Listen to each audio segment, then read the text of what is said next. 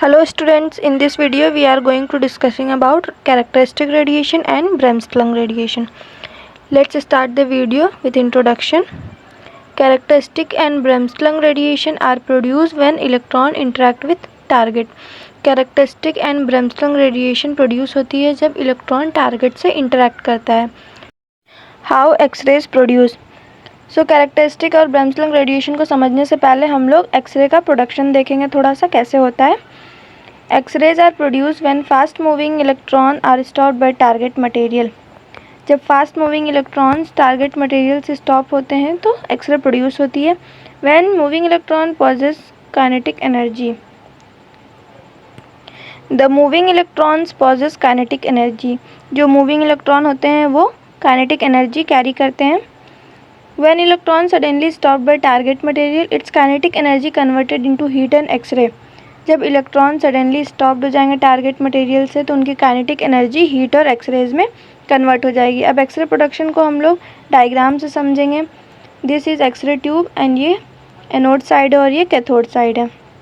This is a filament of cathode और यहाँ से इलेक्ट्रॉन्स इमिट हो रहे हैं जो टारगेट मटेरियल पे हिट कर रहे हैं और यहाँ से एक्सरेज इमिट हो रही हैं.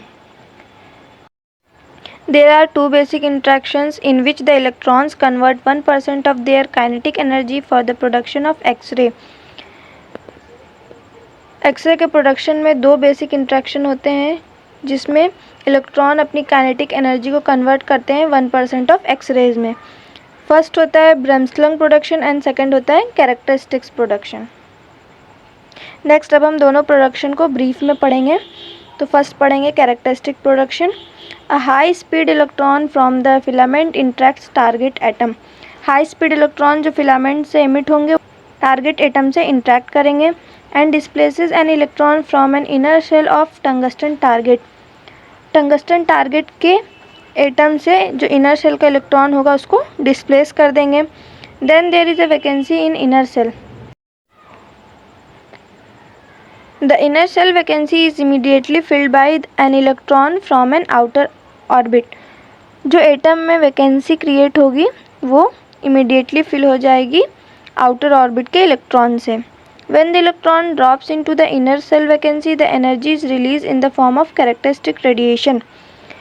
जब आउटर सेल के जो इलेक्ट्रॉन होगा वो इनर सेल में ड्रॉप करेगा वैकेंसी फिल करने के लिए तो वहाँ से एनर्जी रिलीज होगी कैरेक्टरिस्टिक रेडिएशन के फॉर्म में. The energy of high speed electron must be higher than the binding energy of target electron. जो हाई स्पीड इलेक्ट्रॉन्स होंगे उनकी एनर्जी हायर होनी चाहिए टारगेट इलेक्ट्रॉन की बाइंडिंग एनर्जी से. This type of X-ray production is term characteristics X-ray. इस type के X-ray production को कैरेक्टरिस्टिक एक्सरे कहते हैं. Because the X-ray photon energy is characteristic of the element which is the target made. क्योंकि जो x ray photon की energy होगी वो टारगेट मटेरियल के एलिमेंट के कैरेक्टरिस्टिक होगी. अब कैरेक्टरिस्टिक रेडिएशन को हम लोग डायग्राम से समझेंगे. ये हमारा सिंगल एटम है टारगेट मटेरियल का और ये इंसिडेंट इलेक्ट्रॉन है जिनकी बाइंडिंग एनर्जी हायर है एटम के इलेक्ट्रॉन्स की बाइंडिंग एनर्जी से. सो जब ये स्ट्राइक करेंगे एटम पे तो इनर शेल के इलेक्ट्रॉन को ये इजेक्ट कर देंगे और यहाँ पे एक वैकेंसी क्रिएट हो जाएगी. इस वैकेंसी को फिल करने के लिए जो आउटर शेल के इलेक्ट्रॉन है वो ड्रॉप करेंगे इसमें और यहाँ से एक एनर्जी रिलीज होगी कैरेक्टरिस्टिक रेडिएशन के फॉर्म में. सेकेंड टाइप है एक्सरे प्रोडक्शन का ब्रेमस्ट्रॉन्ग production. When the high speed electrons from the filament strike the tungsten target and enters in tungsten atom. जब हाई स्पीड के इलेक्ट्रॉन जो होंगे वो टंगस्टन टारगेट पे स्ट्राइक करेंगे और वो एटम में एंटर कर जाएंगे. Therefore the negatively charged high speed electron is attract toward the positively charged nucleus of an atom. तो जो नेगेटिवली चार्ज स्पीड इलेक्ट्रॉन जो होंगे वो अट्रैक्ट होंगे पॉजिटिवली चार्ज न्यूक्लियस की तरफ एटम के. So the electron loses it's kinetic energy. तो जो इलेक्ट्रॉन होंगे वो अपनी काइनेटिक एनर्जी को लूज़ कर देंगे. The electron slow down and its path is deflected. Atom में एंटर करने के बाद इलेक्ट्रॉन स्लो डाउन हो जाएंगे और उनका पाथ डिफ्लेक्ट हो जाएगा. जैसे कि ये न्यूक्लियस है एटम का और यहाँ से इलेक्ट्रॉन एंटर कर रहे हैं तो न्यूक्लियस के पास से इनका पाथ हो जाएगा डिफ्लेक्ट और इनकी एनर्जी यहाँ पे लूज़ हो जाएगी।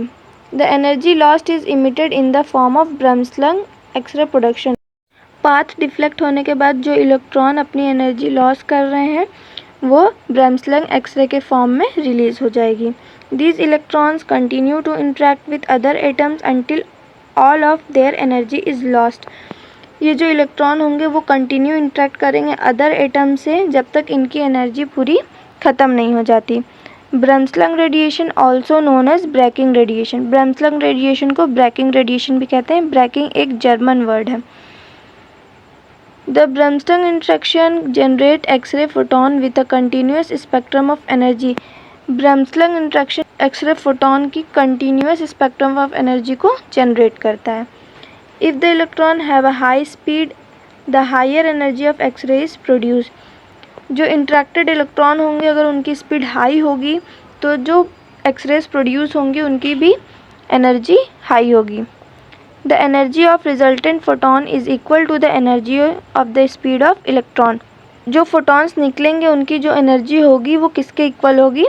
इलेक्ट्रॉन के जो इंट्रैक्ट करेंगे।